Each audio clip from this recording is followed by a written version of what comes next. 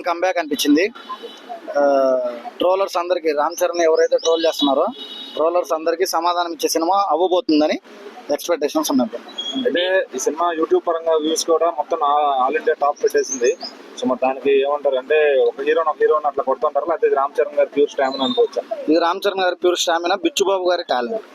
ఈ రెండే ఈ సినిమాలో మనం కంపేర్ చేస్తుంది రెండే. ఎందుకంటే ఏఆర్ రెహమాన్ గారు కూడా మ్యూజిక్ అందించారు. ఏఆర్ రెహమాన్ గారు ఆల్రెడీ వీళ్ళిద్దరిని దాటేసి ఎప్పుడు వెళ్ళిపోయారు. ఏఆర్ రెహమాన్ గారి గురించి మనం మాట్లాడుకోవాల్సిన అవసరం కూడా లేదు. రామ్ చరణ్ గారు, బుచ్చిబాబు గారు ఈ సినిమాకి మెయిన్ పిల్లర్. వాళ్ళిద్దరి స్టామినానే ఈ సినిమాని ప్రూవ్ చేయబోతుంది.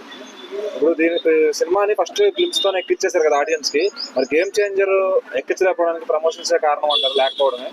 Yes bro, 100%. గేమ్ చేంజర్ ఏంటంటే అందరికీ మనకి ఆ డైరెక్టర్ మీద ఉన్న ఒక ఎక్స్పెక్టేషన్ చాలా ఎక్కువ ఉండే.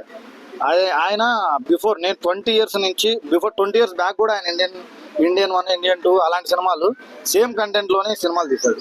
ఇప్పుడు చూడాలంటే ఆ సినిమాలు ఎవరో చూడరు. ఎందుకంటే మనందరము ఏఐకి అలవాటు పడిపోయినాం. ఇప్పుడు ఎంతో పెద్ద ఏఐ టెక్నాలజీ వచ్చింది కాబట్టి అందరూ ఎక్స్పెక్ట్ చేస్తున్నారు.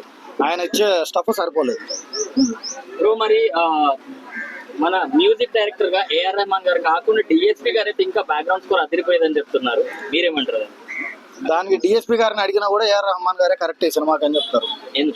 అంతే, ఏఆర్ రెహమాన్ గారు ఉంటేనే ఈ సినిమాకి బీజిఎం మంచిగా ఉంటుందని అనుకుంటాను 100%. ఎందుకంటే ఏఆర్ రెహమాన్ గారికి, డిఎస్పీ గారికి వాళ్ళిద్దరికీ చాలా మంచి కోఆర్డినేషన్ కూడా ఉంది. మనం చాలా ఈవెంట్లలో కూడా చూసాము. బట్ ఏఆర్ రెహమాన్ గారు ఇచ్చినంత హైప్గా డిఎస్పీ గారు ఇవ్వలేరు అని. రామ్ చరణ్ గారు స్క్రీన్ ప్రెసెన్స్ ఎలా అనిపించింది ఓవరాల్ గా?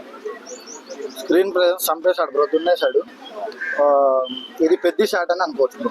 ప్రతి ఒక్కళ్ళు ఇది పెద్ద షాట్ అని అనుకోవచ్చు. ఒక్క మాటలో ట్రోలర్స్ కి మనం చెప్పాలంటే ఏం చెప్తాం? ట్రోలర్స్ అందరికి ఆ బ్యాట్ తోని షాట్ కొట్టాడు కదా, సినిమా వచ్చిన తర్వాత అదే షాట్ ఎవరికి ఎక్కడ తగులుతో తెలియదు. అదే ట్రోలర్స్ రెడీగా ఉండాలి.